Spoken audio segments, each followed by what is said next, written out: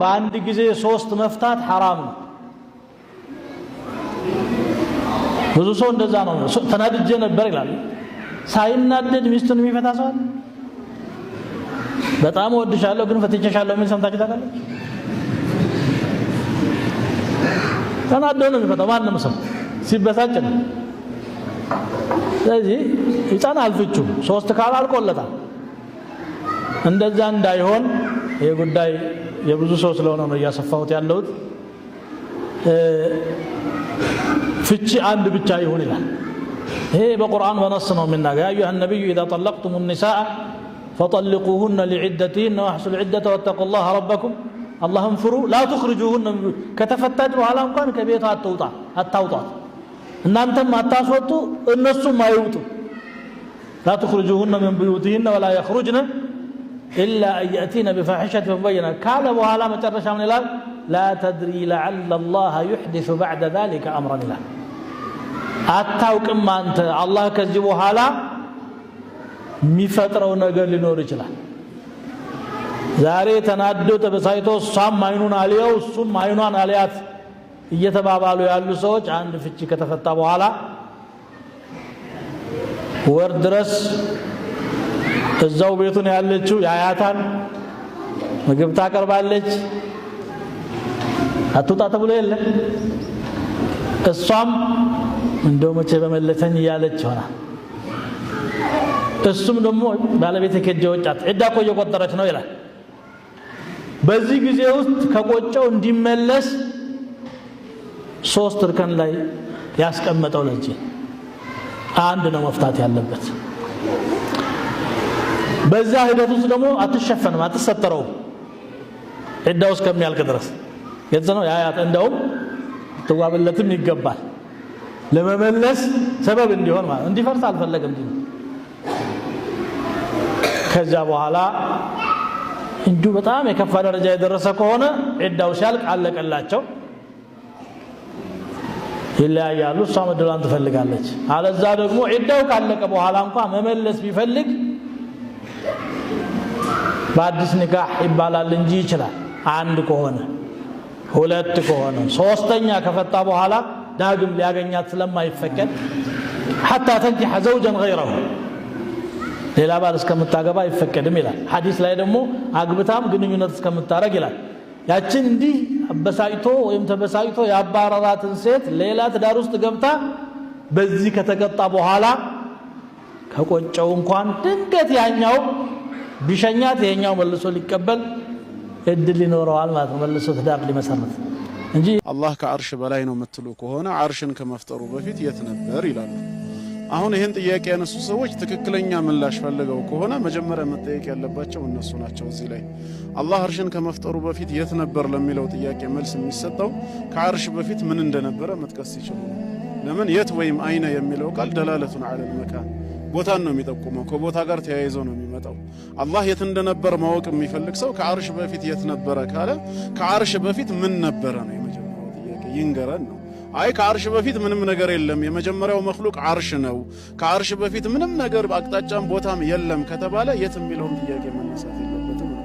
ከመነሻው አስተሳሰቡ ውድቅ ይሆናል ነው። ሁለተኛ ደግሞ ይሄን ጥያቄ ሲያነሱ አላህ አርሽን ከመፍጠሩ በፊት የት እንደነበረ እኛ መመለስ አለመቻላችን አርሽን ከፈጠረ በኋላ ከአርሽ በላይ ሆነ የሚለውን እኮ ውድቅ ሊያደርገው አይችልም ለዛ ጥያቄ። ስለዚህ ምንድነው የጥያቄ ዓላማና ግቡ? አርሽን ከመፍጠሩ በፊት የት ነበር የሚለውን እኔ መመለስ አልቻልኩምና ምን ይሁን አርሽን ከፈጠረ በኋላ ከአርሽ በላይ ነው የሚለውን ውድቅ ያደርገዋል? አያደርገውም፣ ተቃራኒው ስላልሆነ ማለት ነው። ስለዚህ ጥያቄው ምንድነው? በራሱ ኤክስ የሆነ አካሄድ ነው።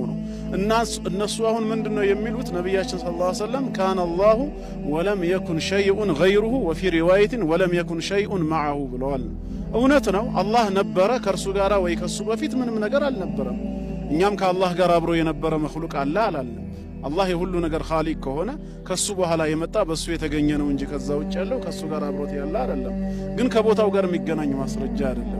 ወይም እነሱ እንደሚያስቡት መውጁዱን ቢላ መካን ለሚለው አስተሳሰባቸው ማስረጃ መሆን አይችልም። እነሱ አሁን የሚያምኑት አላህ አርሽ ላይ የለም አይደለም። ከመነሻው አላሁ መውጁዱን ቢላ መካን አላህ ያለ ቦታ ነው ያለው ይላሉ። ምን ማለት ነው ያለ ቦታ ነው ያለው አብራሩ ሲባሉ ላ ኻሪጁን عن هذا العالم ولا داخله ይላሉ ከዚህ ዓለም ውጭም አይደለም እዚህ ዓለም ውስጥም አይደለም ማለት ولا تحته ولا فوقه ከታችም የለም ከላይም የለም ولا متصل بهذا العالم ولا منفصل عنه ከዚህ ዓለም ጋር አልተገናኘም ከዚህ ዓለም ጋር አልተለያየም ይላሉ ምንድነው የዚህ ነገር ነቲጃው ሲባል የለም ነው ለምን ከተባለ ማዕዱም የሆነ የሌለን ነገር ከዚህ በተለየ መልኩ በምን እንገልጸዋለን ታዲያ እስቲ ፈጽሞ የሌለን ነገር ገለጸው ብትባል የለም ከማለት ውጭ አትገልጸው ከላይም ከታችም ከፊትም ከኋላም ከቀኝም ከግራም ከውስጥም ከውጭም የለም አልተነካካምም አልተለያየምም ይላሉ ይሄ ማለት የለም ከማለት ምንድነው የሚያመጣው ደሊሉስ ከየት ተገኘ መውጁድን ቢላ መካን የሚል ማስረጃ የለውም እስቲዋእ ማድረጉ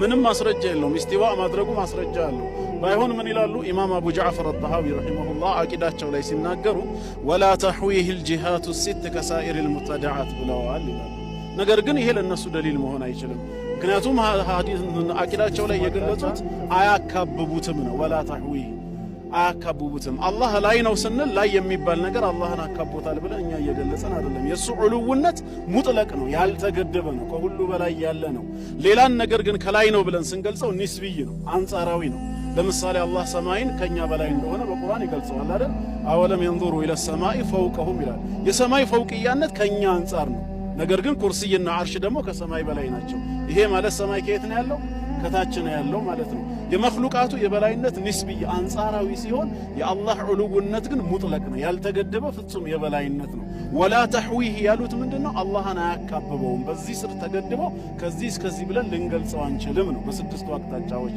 እንጂ አላህ ላ ይውሰፉ ብለው አይገለጽም ብለው አላመጡትም በሐዲስም ተገልጿል እሱ ከላይ እንዳለ ማለት ነው ስለዚህ እንደ ሹብሃት የሚያቀርቧቸው ነገሮች ምንድነው አላህ ከላይ ነው ካልን ቦታ ልንሰጠው ነው ቦታ ከሰጠነው ደግሞ ቦታ ከመፈጠሩ በፊት የነበረ ነው የሚለውን ነገር ይቃረንብናል ይሄ እንዳይሆን እንዲህ ማድረግ አለብን የሚል ዒልም الكلام የወለደው አስተሳሰብ የፍልስፍና ውጤት ሆኖ እንጂ መጀመሪያም ነሱ ነው አይደለም ለዚህ ነው አቡል መዓሊ አልጁወይኒ ረሂመሁላህ እንደተለመደው ኹጥባ ለማድረግ ሚንበራቸው ላይ ወጥተው ካን አላህ ወላ መካን وهو الآن على ما عليه كان ወደ ኢማም አሊ ኢብኑ አቢ ጣሊብ ረዲየላሁ ዐንሁ በስተት መንሱብ የተደረገው ኢማም አብዱል ቃሂር አልበግዳዲ ረሂመሁላህ አልፈርቁ በይነ الفرق በሚለው ክታባቸው የተቀሱትን ኢማም አብዱል መሊክ አልጁወይኒ ይሄንን ሲናገሩ አቡ ጃዕፈር አልሐሚዳኒ የሚባል ሰው ነበር ያ ኢማም አላቸው ንግግራቸውን አቋረጠና ጉዳዩ እርሶ እንደሚሉት ከሆነ የአርሽን ጉዳይ ለጊዜው እንተወውና በውስጣችን ያለ አንድ ችግር አለ ይሄን ችግር የምናስወግድበትን መፍትሄ ይንገሩኝ አላቸው እሱም ምንድነው አንድም ስለ አላህ የሚያውቅ ዓሪፍ የሆነ ሰው በፍጹም የሆነ ነገር ፈልጎ አላህን ጠይቆ አያውቁም በውስጡ